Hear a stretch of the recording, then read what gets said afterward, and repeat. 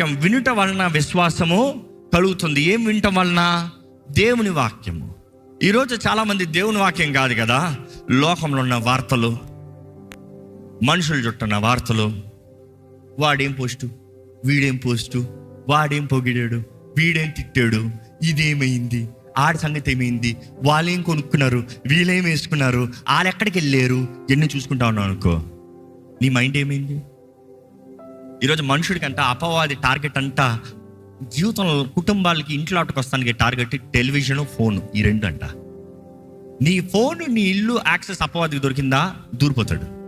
నీ తలుపు కొట్టి ఇంట్లో ఒక మనిషిలాగా రాడు. నీ ఫోన్, నీ ఇల్లు ఎలా ఉంది, నీ టీవీ ఎలా ఉంది, నీ ఫోన్, నీ టీవీ, ఈ రెండిట్లో ఏమొస్తున్నాయి? ఎందుకంటే చాలామంది భక్తులు పడిపోతానికి కారణం, ఒంటరిగా కూర్చుంటారు టెలివిజన్ ముందు, ఒంటరిగా కూర్చుంటారు ఫోన్లు పట్టుకుని, ఒంటరిగా కూర్చుంటారు వ్యర్థమైన కార్యాలు చేసుకుంటూ. ఈరోజు మనకి we need to have patience, discipline.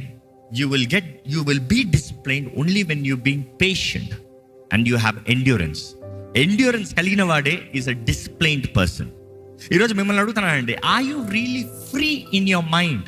మీ మనసులో నెమ్మదితో, జీవితంలో తేలికతో, అదే సమయంలో దేవుని రాక గురించి, దేవుని గురించి ఎరిగిన వారుగా, ఆయన వాక్కు జ్ఞానాన్ని కలిగి ఆయన కొరకు ఎదురు చూసేవారు ఉన్నారా? కష్టాలు వస్తాయి, పోరాటాలు వస్తాయి, సమస్యలు కలుగుతాయి, అవి ఇవి అన్నీ ఉంటాయి. ఇది జీవితం. కానీ do you have endurance power? ఈ మాట మనల్ని